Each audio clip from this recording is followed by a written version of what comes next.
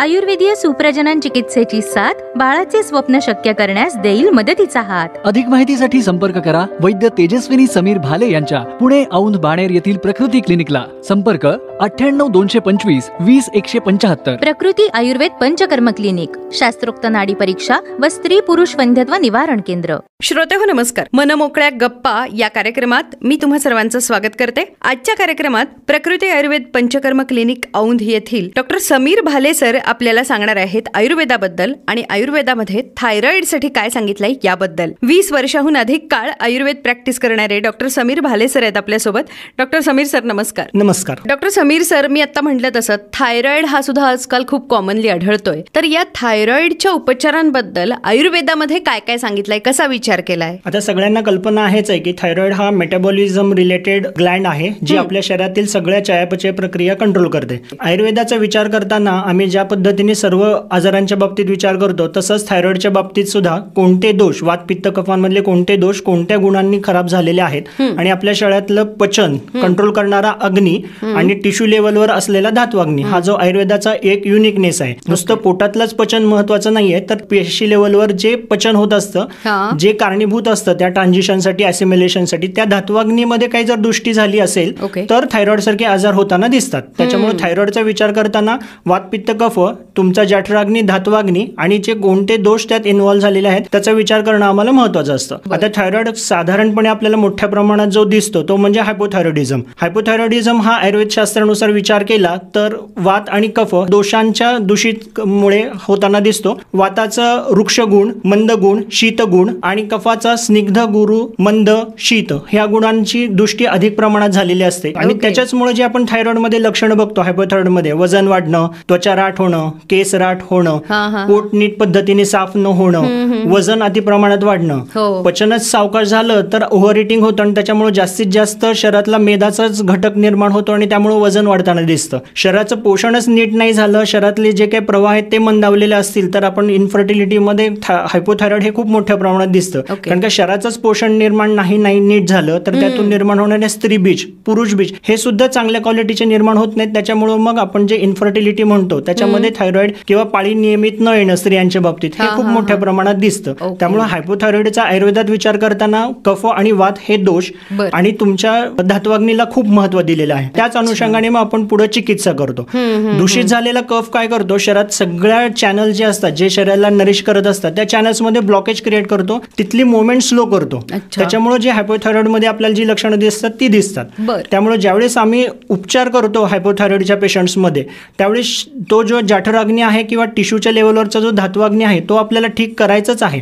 पण जो दूषित झालेला मेन कल्प्रिट कफ आहे, वात आहे, त्याची चिकित्सा करणं गरजेचं असतं. आता ह्या दूषित झालेल्या वात कफाची चिकित्सा करताना सर्वात महत्वाचं काय असतं पंचकर्मामध्ये आम्ही करतो, ज्याशिवाय तुम्हाला थायरॉइडचे लेवल्स आणि लक्षणं हे कंट्रोलमध्ये येताना दिसत नाही. कधी कधी आपण उपचार सुरू केल्यानंतर थायरॉइडचे लेवल झपकीने कमी येतात, पण आपण बऱ्याच वेळेला पाहतो की सुरुवातीला लेवल्स कमी दिसतात पण लक्षणांमध्ये उपशय लवकर दिसत नाही. किंवा पहिल्यांदा 25ची गोळी असते, मग 50ची सुरू होते, 100ची होते, पण लक्षणं आहे तेच असतात.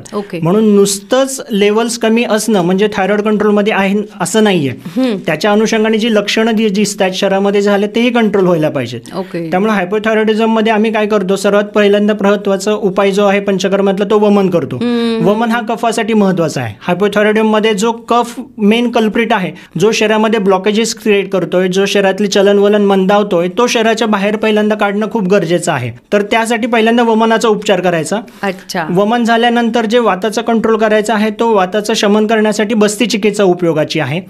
आणि पिट्युटरी आणि थायरॉइड यांचा डिरेक्टली संबंध आहे सगळ्यांना माहिती. ते कंट्रोल करण्यासाठी आपल्याला नस्य आणि शिरोधारा यासारख्या पंचकर्माच्या उपचारांचा उपयोग करावा लागतो. अच्छा, खूप डिटेल तुम्ही माहिती ही सगळी सांगताय. आयुर्वेदात थायरॉइडसाठी काय सांगितलंय याबद्दल अजून तुमच्याकडून ऐकायचंच आहे, पण त्याआधी श्रोतेहो, जीवनशैलीजन्य आजार जसे मधुमेह, उच्च रक्तदाब, थायरॉइड, ओबेसिटी, वंध्यत्व आणि इतर आजार, त्याचप्रमाणे पित्तविकार, पोटविकार, संधिविकार अशा आरोग्याच्या कुठल्याही तक्रारीसाठी आयुर्वेदिक उपचार करण्यासाठी संपर्क करा प्रकृती आयुर्वेद पंचकर्म क्लिनिकला. प्रकृती आयुर्वेद पंचकर्म क्लिनिकच्या शाखा औंध, अकलूज आणि चाकण येथे सुद्धा. संपर्क डॉक्टर समीर भाले 98-225-20-175, 98-225-20-175, 98-225 888-203-20-175. डॉक्टर समीर सर, आयुर्वेदामध्ये मग थायरॉइड बद्दल अजून काय सांगितलंय? आता जसं आपण हायपोथायरॉइडिझम हा एक भाग बघितला, तसंच आपल्याला दुसरा एक प्रकार दिसतो तो हायपरथायरॉइडिझम. म्हणजे Okay. थायरॉइडचे जे हार्मोन्स आहेत ते अतिप्रमाणात सेक्रेट झाल्यामुळे होणारा आजार. तर हा आजार आयुर्वेदाच्या दृष्टीने पाहताना आपण काय पाहतो आम्ही, की ज्यामुळे कोणते दोष आहेत, तर विशेषतः पित्त आणि वात हे दोन दोष मोठ्या प्रमाणात वाढलेले दिसतात. Okay. पित्त हा उष्ण, तीक्ष्ण, स्निग्ध गुणाचा आहे, द्रव गुणाचा आहे आणि तो पचनाला कारणीभूत असतो. आणि वात तर तुम्हाला माहिती चल आहे, वृक्ष आहे, मुवमेंट करणार आहे. आता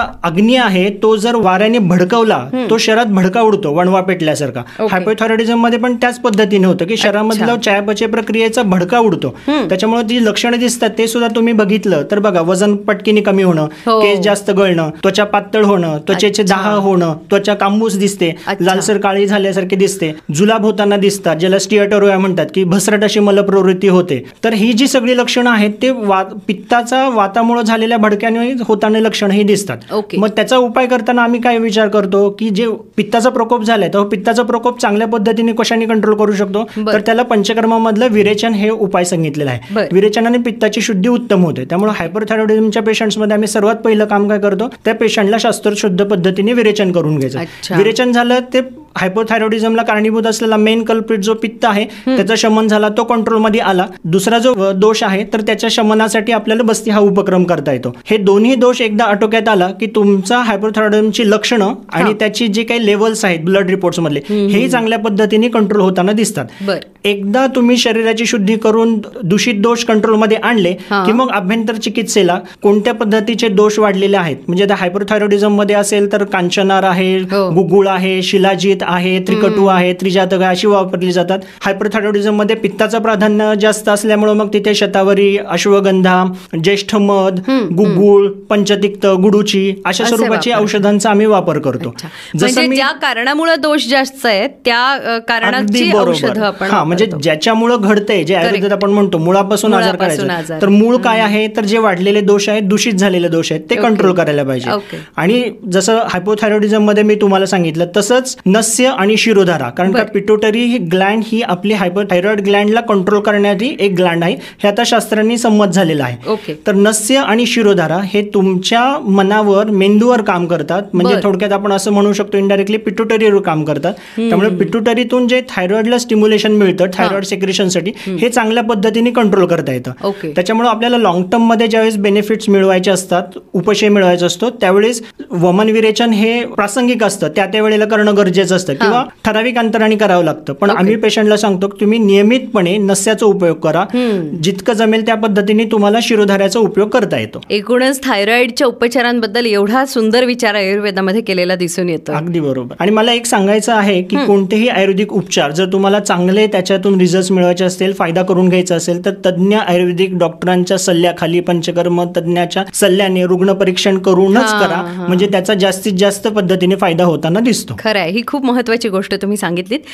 डॉक्टर भाले सर, आमच्याशी हे सगळं बोललात त्याबद्दल धन्यवाद. धन्यवाद. श्रोतेहो, जीवनशैलीजन्य आजार जसे मधुमेह, उच्च रक्तदाब, थायरॉइड, ओबेसिटी, वंध्यत्व आणि इतर आजार, त्याचप्रमाणे पित्तविकार, पोटविकार, संधिविकार अशा आरोग्याच्या कुठल्याही तक्रारीसाठी आयुर्वेदिक उपचार करण्यासाठी संपर्क करा प्रकृती आयुर्वेद पंचकर्म क्लिनिकला. आमच्या शाखा औंध, अकलूज आणि चाकण इथे. संपर्क 98-225-20-175, 98-225-20-175, 98-225